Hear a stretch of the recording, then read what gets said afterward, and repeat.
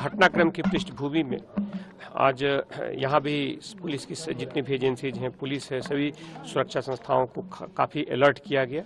और आपने देखा होगा रात में भी बड़ी सघन चेकिंग पूरे शहर में चली, खासतौर पर सुरक्षा की दृष्टि से जो संवेदनशील जगह हैं, जो भीड़ की दृष्टि से संवेदनशील हैं, उन सारी जगहों पर पुलिस के विशेष व्यवस्थाएं तैनात की गई। जो डॉग स्क्वाड्स हैं, जो यहाँ पर अलग अलग जो हमारी बीडीडीएस की टीमें हैं, उन्होंने भी लगातार सतत निगाह बनाए रखी और आगे भी जारी रहेगी। आज की बैठक में भी जो अभी जो बैठक हुई थी खासतौर पर, उसमें इस बात पर प्रमुख रूप से जोर दिया गया कि एक सभी लोग सतर्क रहें, सतर्कता के साथ रहें, पुलिस की ज़्यादा फायदा विजिबिलिटी रहे, लेकिन किसी भी तरह का कोई वातावरण भय नहीं होना चाहिए, भयमुक्त वातावरण होना चाहिए, लेकिन सतर्कता भी साथ साथ कम ना हो। इन दोनों बातों पर जोर देकर के इस बैठक में खास ध्यान दिया गया। आने वाले समय में भी चूंकि लगातार शहर में बड़े बड़े आयोजन होते रहते हैं, उसके मद्देनजर पुलिस की विजिबिलिटी, जो दृश्यता है सड़कों पर, वो पर्याप्त रहे। सुरक्षा व्यवस्था को लेकर के जो सतर्कता, जो संवेदनशीलता है, वो उच्चतम स्तर पर है। इन मुद्दों पर विस्तार से चर्चा हुई। सर, दिवाली के समय ही भोपाल में एनआईए ने अरेस्टिंग की थी अदनान की, और उसका भी टारगेट यही था कि दिल्ली में ब्लास्ट करना चाहता था। इससे पहले एचयूटी के 10 आतंकी भोपाल से गिरफ्तार किए थे, उनको ट्रेनिंग मिली थी और उनका भी टारगेट यही था कि किसी तरह से ब्लास्ट किया जाए। तो जो अदनान वाले मामले को मतलब सवाल है कि जोड़ रहे हैं क्या? नहीं, वर्तमान घटनाक्रम बिल्कुल अलग है।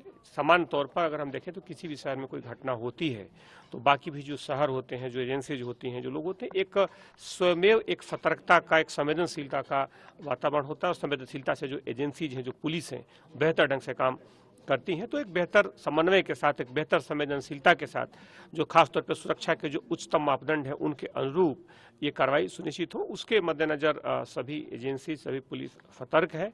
और खासतौर पर आज की जो बैठक हुई, उसमें भी इन्हीं मुद्दों पर विशेष तौर पर बैठक को केंद्रित किया गया। सर, क्या सोशल मीडिया पर भी नजर रखी जाएगी अलग से, जो ऐसा कुछ माहौल? हाँ, एक बिल्कुल आपका कहना बहुत महत्वपूर्ण है, क्योंकि ऐसे मामलों में कई बार अफवाह की स्थिति फैलती है, कई बार अपुष्ट खबरें फैलती हैं, जिससे कई बार भय का वातावरण पैदा करने की कोशिश की जाती है। तो सोशल मीडिया पर जो हमारी सोशल मीडिया मॉनिटरिंग सेल है, वो लगातार सतत निगाह रखे हुए है। किसी भी तरह का अगर कोई अफवाह फैलाने की कोशिश करता है तो उस पर सख्त कार्रवाई होगी। और साथ ही साथ जो सोशल मीडिया के जो बहुत सारे अलग अलग प्लेटफॉर्म्स हैं, उस पर भी हमारी टीमें लगातार नजर रखी हुई है। चालू होने वाला है, करीब 12 लाख लोग वहां पे आएंगे, क्या सुरक्षा रहेगी? इज्तिमा खास तौर पर 14 तारीख से लेकर के 17 तारीख तक एक बड़ा आयोजन है।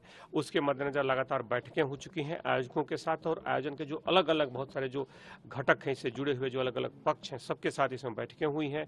सुरक्षा व्यवस्था को लेकर के खासतौर पर शहर में चूंकि बड़ी संख्या में न सिर्फ प्रदेश के विभिन्न शहरों से बल्कि देश के दूसरे भागों से भी बहुत लोग आते हैं, इसलिए शहर में किसी भी तरह की यातायात व्यवस्था को लेकर के कोई भी अव्यवस्था पैदा ना हो, वो निरंतर सुचारू रूप से रहे, उन सारे व्यवस्थाओं के मद्देनजर पर्याप्त व्यवस्थाएं की गई हैं। बाकी जो बहुत सारी जो एजेंसीज हैं, जो अलग अलग चीज़ों के लिए काम कर रही हैं, सबके उचित समन्वय से यह सुनिश्चित किया गया है कि एक बेहतर मापदंड के साथ, एक बेहतर सुरक्षा संबंधी मापदंडों के साथ साथ जो नागरिक सुविधाओं के जो अलग मानक है, उनका भी बेहतर ढंग से पालन सुनिश्चित। इस घटना के बाद क्या अतिरिक्त एहतियात बरते जाएंगे? कुछ ऐसी सुरक्षा चौकसी बढ़ाई जाएगी क्या?